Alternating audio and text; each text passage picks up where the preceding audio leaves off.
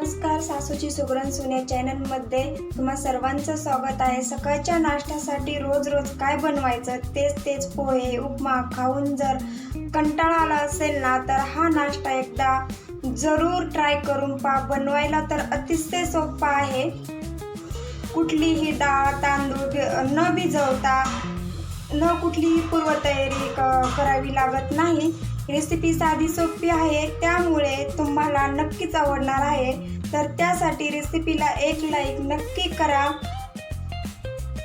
चला तर मग व्हिडिओला सुरुवात करू। घ्यायचं मिक्सरचं भांड आणि मी इथं 1 वाटी रवा घेतलेला आहे, तो आपल्याला मिक्सरच्या भांड्यामध्ये टाकून घ्यायचा। तीच अर्धी वाटी दही घालून घ्यायचं। फ्रेश दही आपल्याला इथं घट्ट घ्यायचं। दह्याऐवजी तुम्ही ताक सुद्धा घेऊ शकता, पण ताक घेतलं ना तर पाण्याचा वापर कमी करायचा। तर मी इथं लसूण अद्रक आणि हिरवी मिरची याची पेस्ट बनवून घेतलेली आहे, ही पण आपल्याला अर्धा चमचा याच्यामध्ये टाकून घ्यायची। चवीपुरतं मीठ घालून घ्यायचं। 1 चमचा साखर घेतलेली आहे।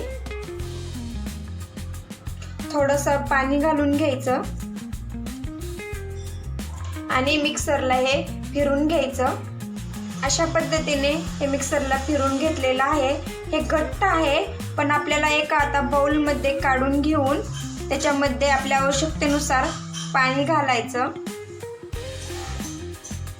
अशा पद्धतीने जर रवा दही मिक्स करून त्याची पेस्ट जर बनवली ना, अप्रतिम रवा आणि दह्याचा ढोकळा होतो तयार। अर्धा कप पाणी घालून छान असं हे मिश्रण फेटून घ्यायचं।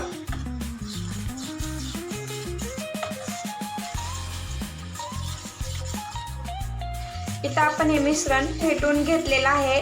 एक 15 मिनिटं आपल्याला हे रवा भिजून द्यायचा आहे। आपल्याला इथं 1 मोठा चमचा तेल घालून घ्यायचं। तेल घातल्याने ना आपला रव्याचा ढोकळा एकदम मऊ लुसलुशीत आणि पंढर। परत एकदा छान मिक्स करून घेऊया। आपल्याला ज्या डिश मध्ये ढोकळा बनवायचा आहे त्या डिशला अशा पद्धतीने तेल लावून घ्यायचं। अशा पद्धतीने डिशला तेल लावून जर घेतलं ना, ढोकळा आपला अजिबात खाली चिकटत नाही। 15 मिनिट आपला इथं रवा भिजलेला आहे। आपल्याला त्याच्यामध्ये 1 इनो पुडी टाकून घ्यायची। अशा पद्धतीने ही इनो पुडी टाकून घेऊन येणार त्याच्यावरती 1 चमचा थोडंसं पाणी घालून घ्यायचं। पाणी घातल्याने छान असा फुलल्या जातो आणि त्याच्यानंतर आपल्याला एकाच साईडने फिरवून घ्यायचंय। डिशला आपण अगोदरच तेल लावून घेतलं होतं। हे बेटर आता आपल्याला याच्यामध्ये अशा पद्धतीने टाकून घ्यायचं।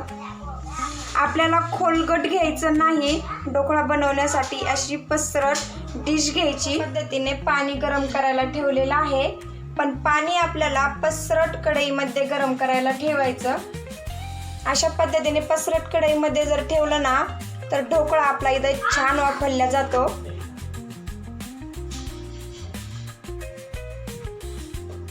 आणि आता याच्यावरती झाकण ठेवून घ्यायचं आणि एक 20 मिनिटं आपल्याला ढोकळा छान असा वाफवून घ्यायचा आहे। आपल्याला याच्यावरती ना थोडासा पनीर मसाला अशा पद्धतीने टाकून घ्यायचा। अशा पद्धतीने पनीर मसाला जर टाकला ना, टेस्ट खूप छान लागते खायला ढोकळ्याची। आणि अशा पद्धतीने वाफ बाहेर जाणार नाही, अशा पद्धतीने पॅक बंद झाकण आपल्याला याच्यावरती ठेवून घ्यायचं। गॅस फुल ठेवायचा आणि 20 मिनिटं आपल्याला वाफवून घ्यायचंय। मस्त असा इथं आपला ढोकळा फुगलेला सुद्धा आहे, छान वाफरलेला पण आहे। आपण आता अशा पद्धतीने चेक करून पाहूया। अजिबात चिकटत नाही आपल्या याला, छान असा वाफरलेला आहे। मी आता इथं गॅस बंद केलेला आहे आणि आपल्याला हे थंड होऊन द्यायचंय। आणि थंड झाल्याच्या नंतर याच्या आपल्याला वड्या पाडून घ्यायच्या आणि आपल्याला याला मोहरीची तडका सुद्धा द्यायचा आहे। इथं 1 उबळ तेल गरम करायला ठेवलंय. तेल इथं गरम झालं की त्यामध्ये घालून घ्यायची मोहरी.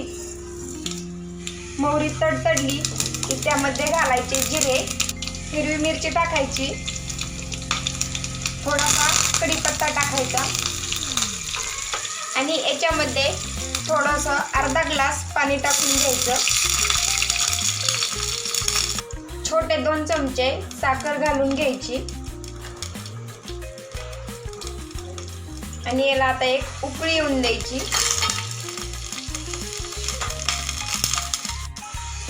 पूर्णपणे आपला ढोकळा इथं थंड झालेला आहे. आपण अशा पद्धतीने त्याचे काप बनवून घेऊया.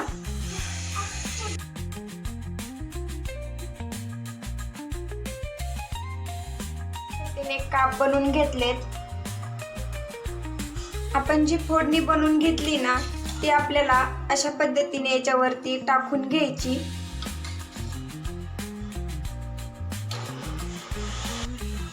आणि थोडीशी कोथिंबीर घालून घ्यायची त्याच्यावरून.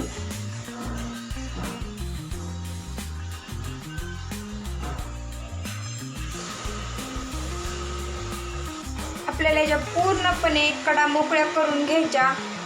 अशा पद्धतीने मी इथं काप बनवून घेतलेले आहेत. किती छान आणि मस्त असा आपला इथं ढोकळा तयार झालेला आहे आणि असा मऊ लुसलुशी सुद्धा तयार झालेला आहे. सर्व आपल्याला अशाच पद्धतीने काढून घ्यायचे. मस्त असा आपला रव्याचा ढोकळा इथं तयार झालेला आहे. पोहे उपमा खाऊन जर कंटाळा आला असेल ना तर नाश्त्यासाठी झटपट होणारी रेसिपी आहे. कशी वाटली माझी इथं ढोकळ्याची रेसिपी नक्की कमेंटमध्ये सांगा. चॅनलवरती जर नवीन असाल तर चॅनलला सबस्क्राईब करायला विसरू नका. पुन्हा भेटू असंच नवीन रेसिपी सोबत. तोपर्यंत धन्यवाद.